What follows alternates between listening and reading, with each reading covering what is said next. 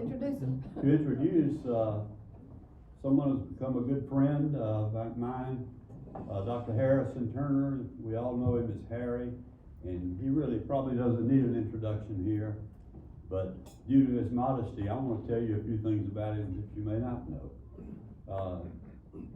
Harry's a Middle Tennessee native, graduate of Tullahoma High School, and then he went on to the University of Tennessee, Knoxville, where he earned his Bachelor of Science degree summa cum laude. I didn't do that, but Harry did. But even maybe more importantly, he met his wife Pat there at UT, I believe, and so that was a good thing. And Harry went from there to Vanderbilt University in '67 and graduated from Vanderbilt with his MD in 1971 and served as class president on all 4 of his years that he was there. He had some postgraduate training when he first got out from Vanderbilt at Parkland Hospital in Dallas, and then he spent 2 years with his military assignment in the U.S. Indian Health Services in Oklahoma.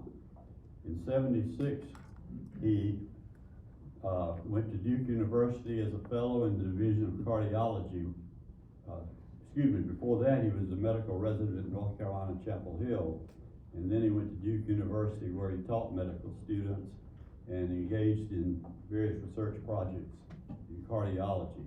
Harry was board certified in internal medicine and cardiovascular diseases and licensed to practice in Tennessee, North Carolina, and Virginia.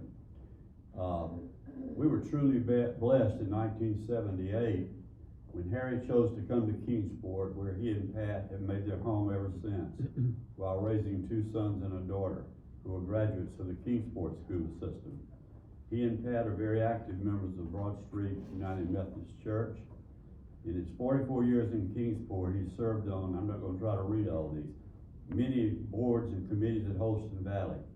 And then in 2016, Harry joined some of the rest of us and retired from this work, but he didn't really retire. He continued his involvement in the community, looking at medical needs in our community through volunteer work, and still does that. He's a chairman of the board of Friends in Need, and Harry's here today to sort of share with us how cardiology has evolved and both for us in Kingsport and as a technology. So please join me in giving a Kiwanis welcome to Dr. Harry Turner.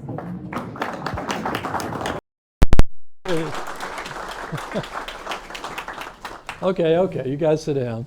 This is good. I appreciate you doing a lot of work to build business for cardiology with this breakfast that we have. This is really good. When I first came to town, this would have been a real important move to come and invite everybody and give them all the gravy that they could possibly want. So I've got 18 minutes, and so we're going to kind of move pretty quickly with what we do here. But I was asked to really kind of talk about cardiology stuff in Kingsport. Can you all hear me, sort of? Reasonable? Okay. It's been an absolute fun ride. This ride continues for the health and care of all of us in this room, and we're very, very grateful for what has been done, et cetera. But I thought it would be neat for you all to have some sort of perspective when you look back over time as to what has evolved, et cetera. So we're going to when I first came here, there were a limited number of folks who were here, and there was really no cardiologist per se. John Powers, great internist. We had several excellent internists. Locke Carter, Ralph Morton, Robert Williams, who'd had some cardiology training, who managed those type problems, I think, very capably. When I initially called and was kind of looking out, Zafar Zaidi, who's in Bristol, was kind of really the only, quote, cardiologist who was doing sort of pretty much pure cardiology. When I called those folks to see if there would be interest in kind of, are there jobs out there, kind of here's what I want to do, they kind of said, you know, I just don't think there's enough business in this area to need a cardiologist. That's what I was told. So we looked at Oak Ridge and Knoxville and Nashville and Bowling Green, Kentucky, and Radford, Virginia, looked at Nashville, looked at a whole cast of things, but ultimately was sort of contacted back again by John Dawson. Some of you all may remember George Dawson, I'm sorry, who was part of Holston Valley, kind of the assistant administrator at that time, of John Dodson, and just said, I know we told you earlier we didn't have our act together. I think we do now. And so the act together means if I was going to come, there would need to be echocardiography, ultrasound type imaging, there'd need to be a cath lab, there'd need to be treadmills, the personnel associated with that, recruitment of cardiothoracic surgery, anesthesia that deals specifically with cardiac type problems. You would need to build units for those things, operating suites for those things, equipping all those things. Those things at that time had price tags were kind of in the $10 to $12 million range. You can imagine what that'd be now. So that was a big thing to swallow, to see if really were they serious about wanting to do this. And when they finally said that they were, that was when I agreed to kind of come and just to see what would happen. My thing was really that in doing those things, I really wanted to do a consultative cardiology practice. That means I'm going to see your patients, make whatever assessment or testing or analysis needs to be made, and then make recommendations and then return them to you for your care. That was a totally different model than was in the community at that time. And people who were worked to death were afraid they'd lose patients. Hello, does that make sense? No, but it was just, that was pretty pervasive, and it was not unique to Kingsport. It was unique to lots and lots of places, but that's kind of what I wanted to do. And so I came here and started. It's just, it is the way it is, and thank goodness Nathan Ridgway, bless his heart, got sick with pericarditis and was laid up for about 2 or 3 months. And all these folks who'd sort of been managed would periodically come to me, and honest to goodness, and I would see patients and return them to the doctors, and after a while I was not a threat. I was an asset, which was really what was hoped to be done. So after a period of time of selling pencils and not having 2 nickels to rub together, very suddenly it just got busy. And we're talking about kind of 80 to 100 hour per week busy. And that continued for years. That continued and finally got really good down to about 75 to 80 hours per week by the time I retired. That is the life of a busy cardiologist. But we're crazy enough to sign up for it. But our goal was really to be kind of 2 years off the cutting edge of cardiology, because things don't always work out like the initial studies look like they will, and so you really don't want to be on the cutting edge, or you have some people fall off those edges. But we were able to do that, incorporate changes, and so Larry Cox was kind enough to kind of come out of the cath lab as a faculty person in Richmond. We were able to get Tom Crosby, who was able to come from us, again, in other locations, and progressively we were able to add doctors to be able to manage patients with that notion. We eagerly sought referrals. I went and beat the bushes all over Southwest Virginia and East Tennessee, part of the edge of North Carolina, just saying, we would love to see your patients. And people responded to that. One, you respected them enough to go into their office, to look them in the eye and be a human being and say, we really would like to care for your patients, and mean it. We offered excellent care. We communicated with patients, family members, and back to the referring physician, and did that promptly and returned their folks, and we were available. And when you do that, especially on Friday evenings, it becomes very attractive to refer people to Kingsport, Tennessee, whenever you'd like the weekend off and not have to worry about this really sick patient. But those things ultimately were the relationships that made things work. And it's all you know in your business stuff, relationships is what it is all about. We recruited to meet demand. And so my notion when I came to town was really hopefully to have 3 people, so you'd be on call like every 3rd weekend and maybe every 3rd night. That sounded like a great gig to me, having been on call perpetually during that time. But it was very interesting. So we recruited to demand, but the demand just never went away. It continued to grow. And then we'd come to try to recruit particular skill sets that we felt would really enrich the care that was offered here. And those things just worked. And so we had progressively solid people who came, many of whom were recruited off faculty positions at major universities that we all know. And they were good people, and they were really good physicians. and they did their craft well. And that is really what built Cardiovascular Associates, kind of literally from the ground up. So we really recruited with the notion of big city cardiology, but living in a small city with all the advantages that that offers that we all have bought into by living in Kingsport. We had great schools. You could spend $6,000 or $8,000 a year to send your kid to a private school if you want to, but you don't need to do that here. And we're so proud of that, as you all know. And the other sort of moniker that we had, which really worked, is that each person that you recruited had to be smarter than the last one. And that worked. That worked. And that's why we have such good people. So very briefly, kind of what's a cardiologist? Cardiologist, college grad, medical school, 4 years, 3 years internal medicine, 2 to 5 years of additional cardiology training in various specialties and subspecialties of cardiology. And that's kind of what make up those subspecialties that we think about in terms of being sort of a generalist who can manage lots of the usual stuff that all cardiologists ought to be able to manage, and certain imaging capabilities. So management of heart failure and chest pain and rhythms and lipid disorders and complex hypertension, infections, certain congenital stuff, valvular heart disease, that is bread and butter that all guys can manage pretty darn well.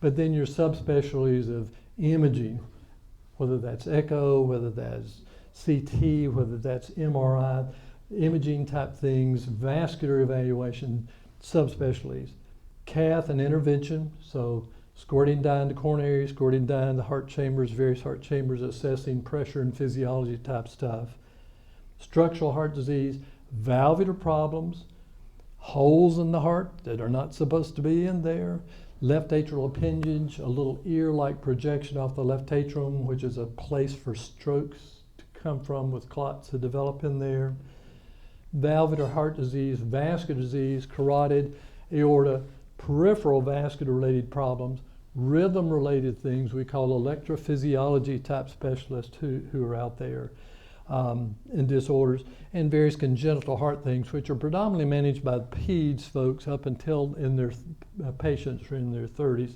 and sometimes even longer.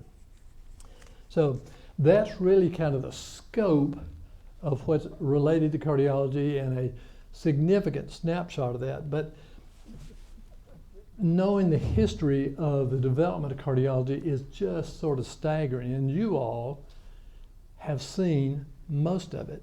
It has happened during your lifetime, and it's true if you took any other discipline, but it's certainly true in cardiology, and it's really, really kind of neat. So it's like, you know, what caused you to want to go out and sort of invest your life into something like cardiology? It's because it was sort of exciting and still is.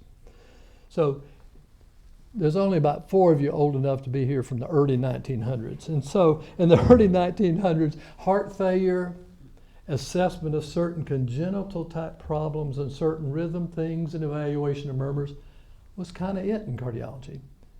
And you had a handful of drugs that you could count on your left hand and cut off a couple of fingers to be able to manage those problems.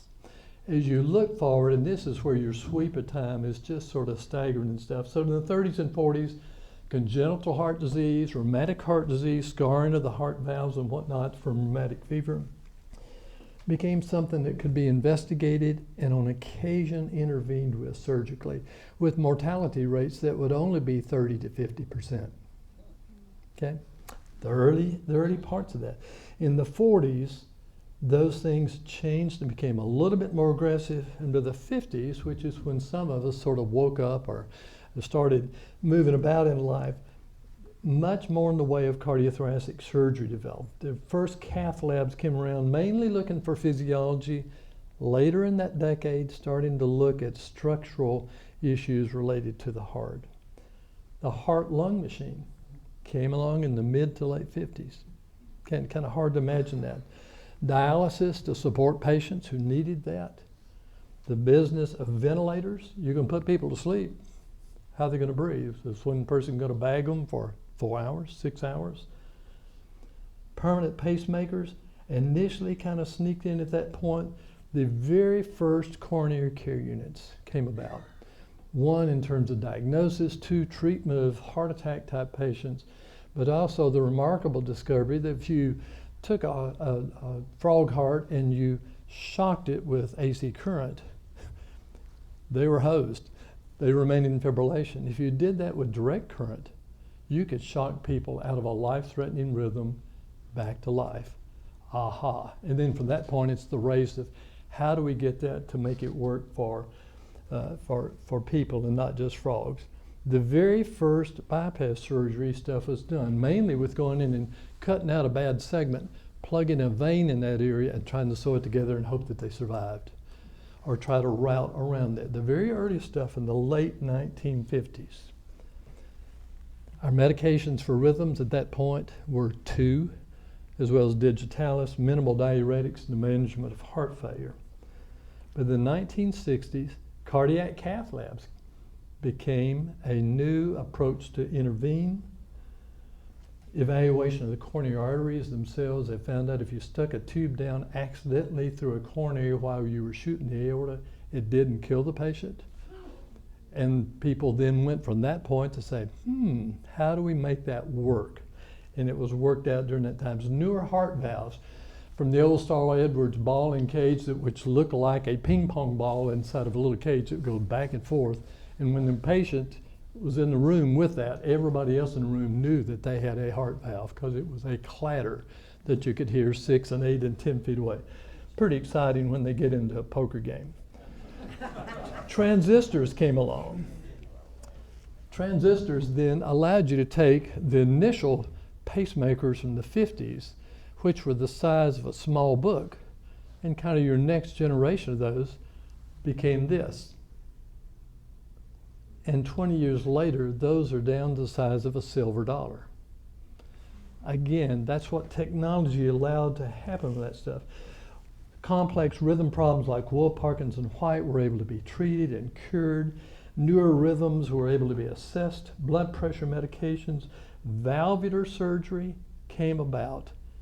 Vascular surgery, carotids, aorta, and peripheral came about at that time. And in the 70s, imaging from ultrasound, cardiac echo. We no longer had to study echoes looking for dolphins in the ocean or looking for submarines. We could take this, miniaturize it, and make it work in people.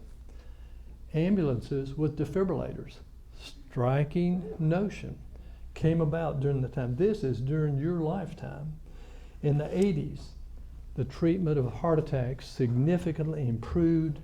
Newer medications, blood clot dissolving things. Remember the old word clot busters? Those are things that came about during that time, initially with streptokinase, and then with several other variations on that theme that were safer and better. In the 80s, a guy named Andreas Grunzig had this notion that you could go in and stick a catheter into a coronary and stretch it open and maybe not kill people, because it didn't kill the pigs. And it actually worked. And the first patient, if it killed them outright, it would have done in that field. But in fact, that patient did well and was still doing well 20 years later. Internal mammary artery grafts instead of just vein grafts for bypass surgery came about during that time. Stress nuclear imaging to evaluate chest pain. Remember all the transplantation notions and discussions we have? That doesn't make headlines anymore because, again, it has been worked through. The science of that works. New laboratory testing and enzyme evaluations began in the 90s so that, again, quicker diagnoses, more interventions, and what do we do with that information came about with early CAT scans and MRI studies, coronary calcium scores that several of us in this room have had that tell us how worried should we be about our cholesterol values, etc. It came about. Aspirin and beta blockers became run-of-the-mill treatment post-heart attack, and this was in the time of the big mega studies that started developing in cardiology to try to figure out, we think this thing works, can we take this from Jim Dickert's best guess about how this treatment ought to work to can we prove that it works with large numbers statistically? So the shift toward good science as it applied instead of only the art really occurred during that time. Automatic implantable cardiodefibrillators, which is maybe one or two of those in this room. Anticoagulation treatment for stroke prevention or repeat prevention of additional strokes came about. Then you sort of take a deep breath into the early 2000s. The evolution of stents, instead of just angioplasty, the balloon stretching, can you leave something in there to prevent recurrent narrowing? And then the evolution of several of those types of devices that became safer, easier to use, quicker to use, and had better long-term and short-term outcomes. Newer antiplatelet agents to prevent recurrent closure or narrowing or acute clot formation while you're working. We started doing something called door-to-balloon times, which is whenever somebody hits the ER door, how long does it take to get them to the cath lab and get the balloon deployed and the artery reopened? And we started using measures of that to judge quality of a particular hospital. And the Valley, for example, had incredibly good numbers compared nationally, incredibly good numbers, because we were process-oriented and went through all that you have to do to try to smooth a process to be done optimally for patient care. Atrial fibrillation ablation procedures. How do you take a common rhythm that has a 7 times higher likelihood of causing a stroke from somebody in normal rhythm? So initial medications did pretty well, but what do we do when those medications do not work? And so that then evolved into a standard of care at that point in time. We created referral networks, this network that really went to the edge of eastern Kentucky, all through southwest Virginia, to the edge of western North Carolina, to get patients here whenever they had acute problems that needed quick intervention. That takes a ton of process improvement meetings, as you can well imagine. It entails time and money and effort, but it's mainly the people skills of how do you make things work better. Additional laboratory data to treat heart attacks, to treat heart failure type problems. These have all occurred, and in this last 12 years, when we look at newer anticoagulation, things getting away from Coumadin, using the newer type of anticoagulant, things which are more effective and safer. The heart team approach, which is when you start taking silos down in any institution, is tough. And those silos are not always bad. There are reasons that they evolved to begin with. But when you have people deciding to work together and the patient's result is the key, you can be very successful in what you're trying to do. We did it through CVA by doing a remarkable thing, which is paying everybody the same. So it did not come out of your pocket when this person did another procedure. It all focused on what is the best care we can give for that particular individual. The structural heart disease program developed at Holston Valley. Structural means you go in, for example, with a diseased valve and you repair it or replace it. And the thing which is pretty striking is that they're coming up on almost their 1,000th aortic valve replacement of that. Do you recognize the time and energy and effort it's taken to do that over the last decade with people who get excellent results across the board, comparable to anywhere in the world? And the guys who champion that do a great job. Carotid, peripheral stenting type procedures, these are all things that have involved. When I called Herb Ladley 2 nights ago to say, tell me what's happened since this old fart retired. Okay, so after he laughed at that sort of stuff, he said, just what we covered here, but also CT angiography. You come in with your chest pain in the emergency room. Previously, you were admitted, watched for a day or two, frequently had diagnostic studies like stress nuclear imaging, trying to say, is this heart-related pain or is it really coming from another source? Now that's been able to be accelerated using laboratory data with certain types of enzymes that are quickly reactive, that you get back to results in 20 or 30 minutes instead of a day. Those people are then taken for CT, looking for specific angiographic changes that indicate this really is from the heart, or man, there's no way this is from the heart, or we're not sure and further testing is needed and they can be sent out. Contrast echo, ultrasound images of the heart using an agent that makes those images pop on the screen, looking for the same type of issues diagnostically that are present. The cath lab now over half the time uses what's called radial access, so the tubes which are put in to take pictures of your coronary arteries are not done from your leg but are done from your wrist.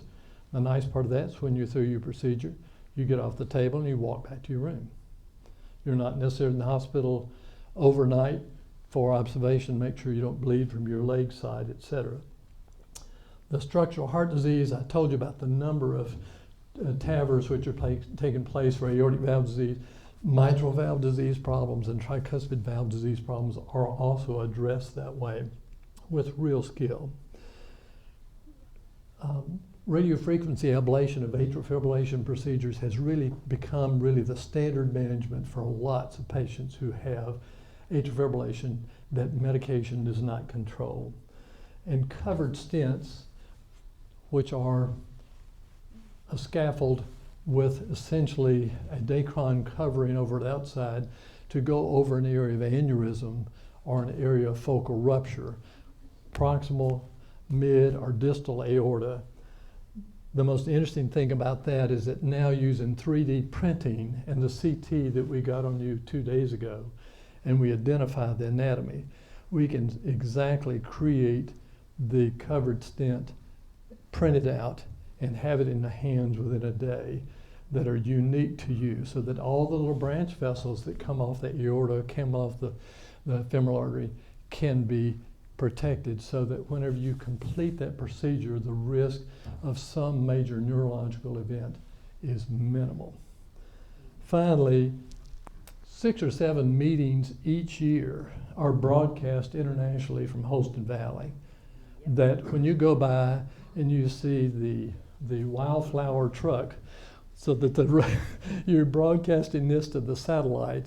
And so Chris Metzger, who is an absolute wizard with this, is talking to patients in England and Germany and Indonesia and demonstrating in the toughest cases you could imagine what is being done, how to approach them medically, select the patients properly, and what is done. And that is all done live, and that goes on for 1 to 2 days, and that is done 6 to 7 times a year right outside the cath lab at Holston Valley.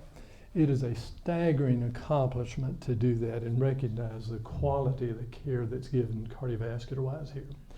So I will stop on 1 second to simply say this is a combination between knowledge and skill and great technology. And these changes that we see are all things that have changed during your lifetime. And so much of that is in the last 10 to 20 years. That is phenomenal, but it's something you should celebrate as community members, encourage them to keep doing. Tell Ballard that, you know, I know during time of limited resources it's tough, but they need to pour that in, and you always, when you put money and time and good technology in the hands of smart people who are good and patient dedicated, you have good results. Happy to handle any questions you have. Fire away.